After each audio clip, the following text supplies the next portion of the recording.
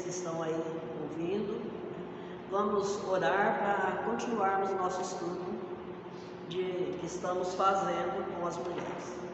Senhor, nós somos gratos a Ti, Senhor, por este dia. Somos gratos a Ti por Teu amor revelado na pessoa de Cristo. E somos gratos a Ti, Senhor, por Tua palavra e pelo Teu Espírito que o Senhor deixou para nos conduzir nela e para Ti, Senhor. Obrigado. Precisamos dele hoje, Senhor, do Teu Espírito agindo em nós. Faça, Senhor, em nós segundo a Tua vontade. Em nome de Jesus. Amém. Então, dentro do livro que estamos estudando, com o título Mentira que as mulheres acreditam e a verdade que as liberta, hoje vamos falar sobre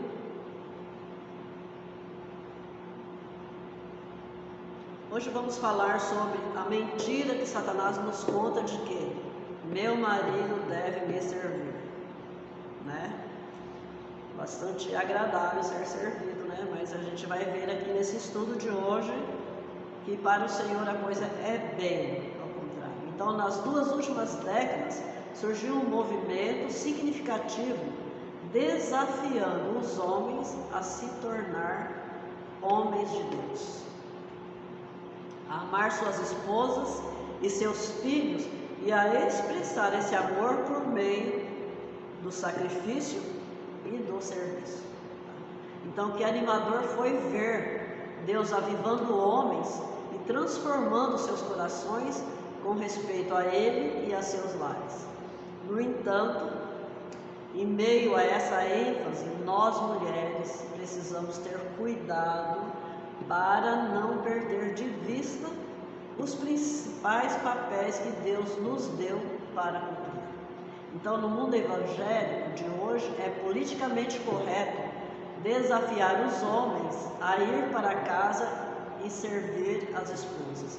No entanto, não é politicamente correto falar com as mulheres sobre a responsabilidade delas de servir aos maridos, porque em sua maioria as mulheres não querem saber e não querem cumprir essa responsabilidade de servir aos maridos.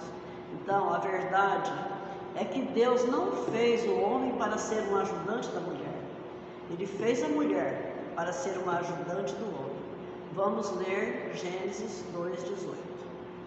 Diz assim a palavra: E o Senhor Deus disse: Não é bom que o homem esteja só. Far-lhe-ei uma ajudadora idônea para ele. Então, claro, isso não significa que os homens não devem servir suas esposas e seus filhos. A palavra diz que os homens devem amar suas esposas como Cristo amou a igreja.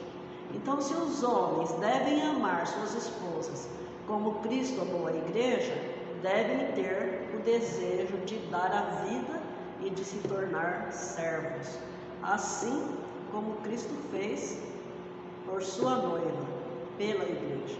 Ele deu a vida, né? Ele derramou seu sangue para nos salvar, né? Para salvar a igreja, para salvar a sua noiva.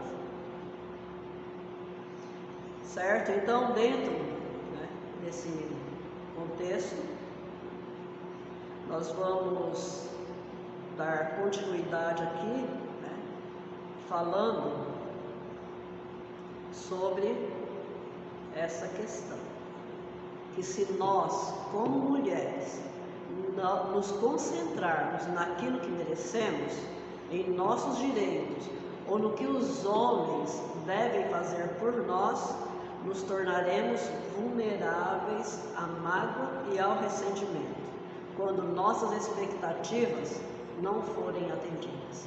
Se eu esperar ser servida, me decepcionarei inúmeras vezes.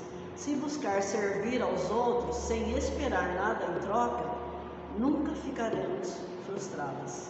Então, para encerrar essa primeira parte desse tópico tão significativo,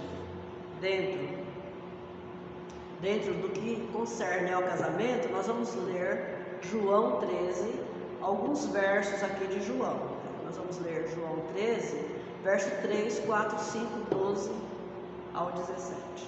Então diz assim a palavra de Deus: Jesus, sabendo que o Pai tinha depositado nas suas mãos todas as coisas, e que havia saído de Deus e ia para Deus, levantou-se da ceia, tirou as vestes e, tomando uma toalha, cingiu-se.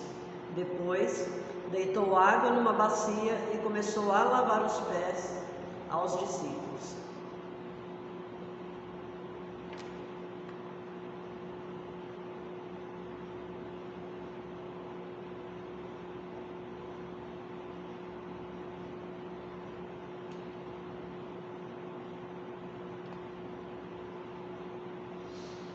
Então depois deitou água numa bacia e começou a lavar os pés aos discípulos e a enxugar-lhes com a toalha com que estava cingido. Então, depois que lhes lavou os pés e tomou as suas vestes e se assentou outra vez à mesa, disse-lhes: Entendeis o que vos tenho feito? Vós me chamais mestre e senhor, e dizeis bem, porque eu o sou. Ora, se eu, senhor e mestre, vos lavei os pés, vós deveis também lavar os pés uns aos outros. Porque eu vos dei o exemplo, para que, como eu vos fiz, façais vós também. Na verdade vos digo, que não é o servo maior do que o seu senhor, nem o enviado maior do que aquele que o enviou. Se sabeis estas coisas, bem-aventurados sois, se a fizerdes. Que coisas? Que o servo, o senhor não é maior que o servo não é maior que o senhor. Ou seja, que todos nós devemos ter essa posição de servir como o Senhor fez, né? Então nós vemos aqui no verso 3 que Jesus, possuindo conhecimento de sua autoridade, sua origem divina e certo da sua volta para o Pai, ele não fugiu da sua humilde tarefa de, como homem, ser servo, certo? Então, o material que precisava para o lava-pés estava ali, que era um cântaro com água. Mas não havia servo para fazê-lo. Por quê? Porque Jesus fez aquela ceia só com os seus discípulos, né? Então não tinha ninguém ali para servir, certo? Então, mas um dos seus discípulos poderia ter se oferecido para fazê-lo, mas todos eram orgulhosos demais. E nesse momento, como nós vemos em Lucas 22, capítulo 22, nós não vamos ver esse texto agora, mas vocês podem ver em casa. Então, em Lucas 22, ele relata que os discípulos estavam discutindo qual deles seria o maior. Tá? Então, eles deveriam estar muito ocupados, que nem observaram que Jesus se levantou para fazer os lava-pés, né? Então, depois de ter lavado os pés deles, no verso 12, diz que Jesus volta, senta-se à mesa e pergunta se eles entenderam o que ele fez, se compreenderam o ato como símbolo do que os discípulos tinham de fazer uns pelos outros. E nos versos 13 e 14, Jesus mostra que se ele, sendo superior, Senhor e Mestre, estava pronto a realizar essa tarefa para eles, eles deviam fazer uns pelos outros. Então vocês entendem que humildade não é abnegação, mas desinteresse próprio em serviço dos outros, né? Então, como nós precisamos compreender isso dentro do casamento? Então, o que nós precisamos compreender? Nós queremos muito, nós herdamos isso de Adão e Eva lá no Jardim do Éden, aquela independência, né, que Eva adquiriu do homem, do seu marido e de Deus.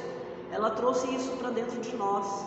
Então nós queremos muito ser servidos, nós queremos muito ser agradadas, porém, o que agrada a Deus, o que podemos entender que é o desejo de Deus, nessa atitude de Jesus, é que é melhor servir do que ser servido. Nós podemos experimentar isso. O Senhor quer que nós experimentemos isso. Isso é uma preciosidade, principalmente dentro do casamento, onde as cobranças são tantas, e às vezes até cobranças, na maioria, cobranças indevidas, cobrança para satisfazer a nós mesmos, né? Nosso desejo de ser servidas, de ser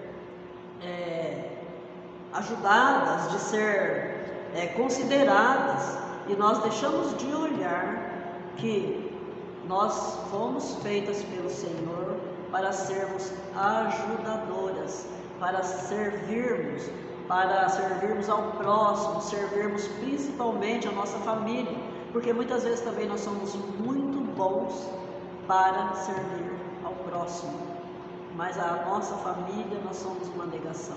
Então que o Senhor tenha misericórdia de nós e nos conduz. Tá?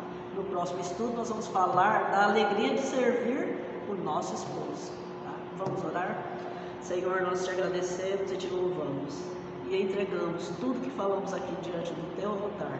Opera em nós, Senhor, a tua vontade. Em nome de Jesus. Amém.